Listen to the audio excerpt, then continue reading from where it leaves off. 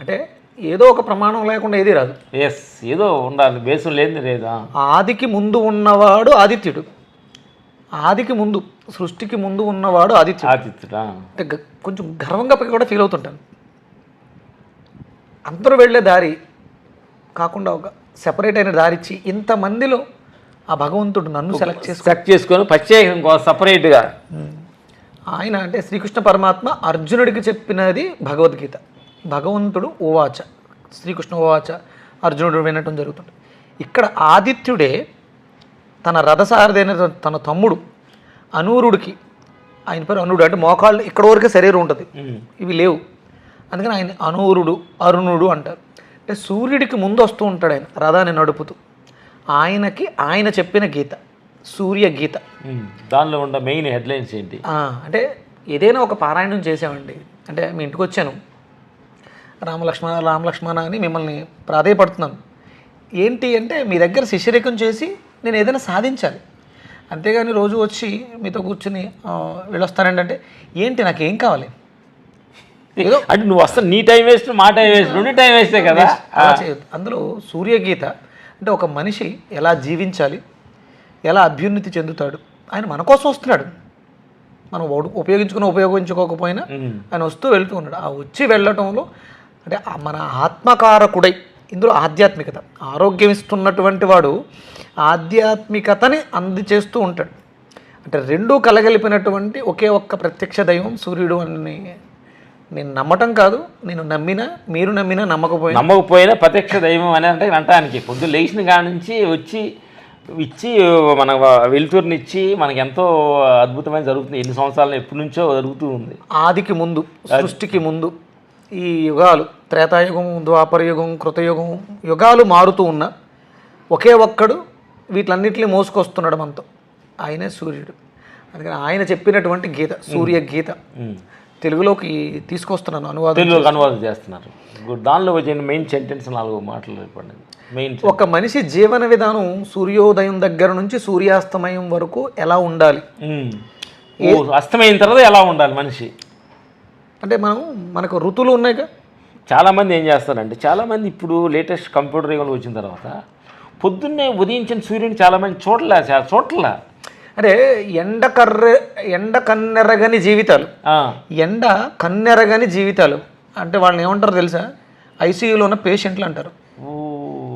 Night mid night 2 గంటలు 3 దాకా పండుకోకపోవటం, తెల్లారి 8 9 గంటలు లేకపోవటం, ఇట్లా జీవన విధానమే అయిపోయింది, టర్న్ అయిపోయింది. వాళ్ళు ఏమంటారు, మీ సైస్ట్ అంటారు అంటే దుర్భరం. మనకి స్వతంత్రానికి పూర్వం భారతదేశం, స్వతంత్రం తర్వాత భారతదేశం. స్వతంత్రం వచ్చింది అనుకుంటున్నాం కానీ ఇంకా స్వతంత్రం మన చేతుల్లో లేదు. బ్రిటిషర్స్ అక్కడ వెస్ట్రన్ నుంచి వచ్చి మనల్ని ఆధిపత్యం చెలాయిస్తుంటే మీ ఆధిపత్యం మా మీద పనిచేస్తుంది, మా బతుకులు మేము బతుకుతాం, వెళ్ళిపోండి అన్నాం. ఓకే బాగుంది, వెళ్ళిపోయారు అని అనుకుంటున్నాం, కానీ వాళ్ళ ఆధిపత్యం ఇంకా మన మీద ఉంది. ఇప్పుడు సాఫ్ట్వేర్ వాళ్ళు బానిస బతుకులు, వాళ్ళు అక్కడ పడుకుని ఉంటారు, వీళ్ళు ఇక్కడ మేలుకుని పనిచేస్తూ ఉంటారు. పోనీ మన సమయానికి అనుకూలంగా మనం లేచినప్పుడు చేస్తున్నావా? మనం పడుకునే సమయంలో లేస్తూ వాడు మెలకువగా ఉన్నప్పుడు వాడితో అనుసంధానమై పనిచేస్తున్నాం. ఇవి బానిస జీవితాలేగా. సరే ఏం చేస్తాం, మనుషులు ఎక్కువ మంది అయిపోయారు, జీవన పదం గడపాలి, వాళ్ళ జాబులు చాలా. నేను ఒక సాఫ్ట్వేర్ మన కేబీఆర్ నడుస్తున్నాడు, ఇచ్చి నమస్కారాన్ని పెట్టాడు. ఏంటంటే ఇట్లా నేను సాఫ్ట్వేర్ని పొద్దుగులు అడిక్ట్ అయిపోయి కూర్చొని ఒక చిన్న మనోయాదన చచ్చిపోయి నైరాశ్యం అయిపోయి 1 year రిటార్డ్ ఇచ్చేసి కేబీఆర్ నడుస్తున్నాడు. 2 పూటలు ఫ్రీగా నడుస్తానండి. నేనైతే నా జీవితం ఏదో కట్టేసిపోయి నా జీవితం ఏదో కోల్పోయానన్న భావన నాలో వచ్చింది. బానిసత్వం అని అయిపోయి 1 year లీవ్ పెట్టేసంట. 2 పూటలు కేబీఆర్ పార్కులు అలా గాలి పీల్చుకొని అమ్మాయి అంటే ఊరు పీల్చుకుంటున్నాడు. ఇది భారతీయుడి యొక్క గొప్పతనం, భారతదేశంలో ఉన్నటువంటి గొప్పతనం. అసలు అంటే అమ్మకాలు కొనుగోళ్ళు లేవు మనకి, పండించు నీది పక్కవాడి దగ్గర. మేము చిన్నప్పుడు ఊర్లో వేరే ఊర్లకి మా చిన్నగానే సైడ్ ఉప్పు పండేది, వాళ్ళు వచ్చేవాళ్ళు మాకు దోసకాయలు ఒడ్లు పండేవి. ఆ ఉప్పు ఇచ్చేవాళ్ళు మేము ఒడ్లు ఇచ్చే ఎక్స్చేంజ్ చేసుకున్నాం, వస్తు మార్పిడి. వేరే వాళ్ళు దోసకాయ పండేది మాకు మెట్ట పైన, వాళ్ళు ఇచ్చేవాళ్ళు, మా ఒడ్లు ఇచ్చి ఎక్స్చేంజ్ చేసుకునేవాడిని. ఇట్లా కొన్ని వాళ్ళు పండి తీసుకొని ఎక్స్చేంజ్ చేసుకో, డబ్బులు ఉండేవి కాదు మేము చిన్నప్పుడు. ఇప్పుడు పరిస్థితి ఎలా అయిందంటే ప్రతిదీ కొనుక్కునే స్థితికి వెళ్ళిపోయాం. ఇంతకుముందు మా ఊళ్ళు చిన్నప్పుడు కూడా కట్నం ఏంటంటే ఆవులు 4 ఉంటాయి కదా, పిల్లనిచ్చి 4 ఆవులు ఇచ్చి మేపుకోరాన్ని వాడు పాలు దాకా బాగుండు ముని, ఇదే కట్నం. పాడి పంట. మళ్ళీ ఆ దిశగా భారతదేశం వెళ్ళాలంటే ఎక్కడో ఒక మార్పు రావాలంటే అందరికీ సూర్య గీత తెలియాలి. అంటే సూర్యుడి యొక్క గమనం తెలిస్తే మన జీవన విధానం బాగుంటుంది.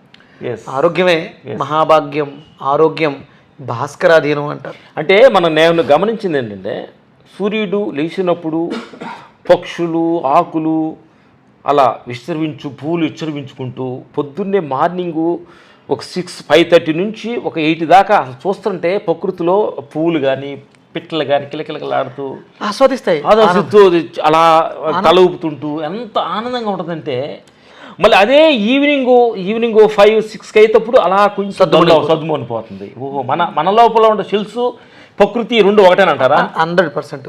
అంటే లోపల ఏదైతే ఉందో అదే మొత్తం బయట ఉంది. బయట మనం చూస్తున్నదంతా కూడా లోపల ఉంది. Inner world, outer world.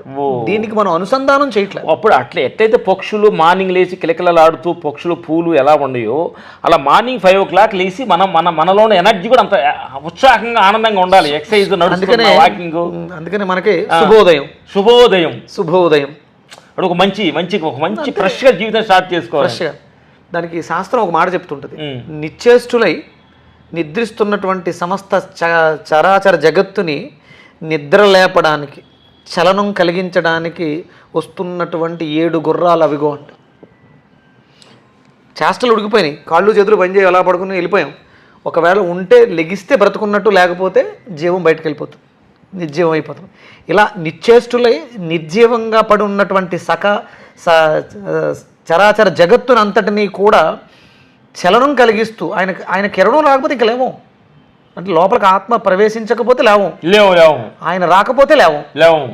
సమస్త జీవరాశిని నిద్ర లేపి పొద్దున్నే ఒక ఎనర్జీని తెచ్చేసి వాళ్ళ పనులు, వాళ్ళు ఆటాడే పక్షులు, జీవరాశులు జీవనం తినడానికి అలా జరుగుతూ ఉంటాయి. పుష్పాన్ని వికసింప చేయువాడు, వికసన శక్తి కలిగిన వాడు సూర్యుడు. అది సూర్యో అని అంటారు. సూర్యో గుడ్. మేము ఎంతోమంది గురువుల్ని ఇట్లా చూసాం, కానీ ఈ సూర్యదాన్ని గురించి ఆరా చేసిన గురువు మిమ్మల్ని మేము చూసాం. అంటే దీన్ని ఎంతో వేరే విధాలుగా ఆత్మలు అల్లాలొచ్చి అని కొన్ని షోమన్ డైమెన్షన్ చెబుతూ ఉంటారు. సూర్యుడి నుంచి ఇంత శక్తి ఉంది, సూర్యుడికి ఇంత ఎనర్జీ ఉందని చెప్పిన మీరు థ్యాంక్ యూ. గురుగారికి సంబంధం ఉంచండి. చాంట్రిక్ కొండ బయట పెట్టు. అద్భుతమైన ఈ జ్యూసుల ద్వారా ఎంతోమందికి ఆరోగ్యాన్ని కల్పించి, ఏదో మనం పుట్టామో మనం పోయామనేది కాకుండా 10 మంది బాగుండాలి, అందరూ బాగుండాలి, అందరూ ఆరోగ్యంగా ఉండాలి అనే ఒక మంచి భావనతోటి ఈ కార్యక్రమం స్టార్ట్ చేసి, ఈ జ్యూసులతోటి షుగరు, బీపీలు, బెడ్ ప్రెషర్లు చాలామందిని తీస్తున్న వాళ్ళకి చాలామంది చెబుతూ ఒక షిల్ అవుతుంది. చాలా సంతోషం అండి. అంటే ఎదుగుతున్నప్పుడు మీరు చాలా ఉన్నతమైన స్థితిలో ఉన్నారు. అంటే సినిమా వ్యవస్థ ప్రజల్ని చైతన్యవంతం చేసేటువంటి ఏకైక వ్యవస్థ. ఒక మనిషి చైతన్యాన్ని తెచ్చుకోవాలన్నా ఉన్న స్థితి నుంచి, అంటే మానసికంగా కురుంగిపోతూ ఒక చలనచిత్రాన్ని చూస్తే, అంటే ఆహ్లాదం మనిషికి మార్పునిస్తుంది చిత్ర పరిశ్రమ. ఇలాంటి చిత్ర పరిశ్రమలో ఎన్నో అద్భుతమైనటువంటి ఉన్నత శిఖరాలకు చేరుకుని ఒకేసారి సడన్గా మీలో పూర్తిగా ఫైట్లు చేసి విపరీతమైనటువంటి మాంసాహారం తిని శరీరాన్ని ఆరోగ్యంగా ఉంచుకున్నాం అనే స్థితి నుంచి అందులో ఏమీ లేదు, శక్తి దృఢత్వం అనేది మనసులో ఉందని మీరు ఇంత పూర్తిగా దానికి ఆపోజిట్గా రావడం అనేది నిజంగా నాకు చాలా సంతోషంగా ఉంది. అందులోనూ ఈ ధ్యాన స్థితిలోకి వెళ్ళడం కూడా, ఆహారాన్ని మార్చుకోవడంతో పాటు ధ్యాన స్థితిలోకి వెళ్ళడం, ఇది మీ అభివృద్ధికి మరింత దోహదం చేస్తుంది. శక్తి మాత్రమే అభివృద్ధి చెందుతుంది, పదార్థం కాదు అనే జ్ఞానాన్ని గ్రహించారు. సాత్విక ఆహారంలోనే సమస్తం ఉందనే విషయాన్ని గుర్తించి అది పోనీ మీరు పాటించడమే కాకుండా నేను మీతో పాటు చూసా రాజా రవీంద్ర గారిని చాలామంది గురువులు వీళ్ళను కూడా మారుస్తూ మన తెలుగు చిత్ర పరిశ్రమ మరింతగా ప్రపంచ దేశాల్లో కూడా ఈ ఖ్యాతిని, అంటే సాత్విక ఆహారం యొక్క ఖ్యాతిని దశ దిశల వ్యాప్తించే స్థితికి వెళ్ళాలని, మీరు ఆ స్థితిలో మీరు ఉండాలని, మీ ద్వారా ప్రపంచానికి మంచి విషయం తెలియాలని మనస్ఫూర్తిగా ఆ సూర్యనారాయణమూర్తిని వేడుకుంటున్నాను. ధన్యవాదాలు. థ్యాంక్స్. ఆయుష్ దేవేంద్రియే ప్రతిష్టతి.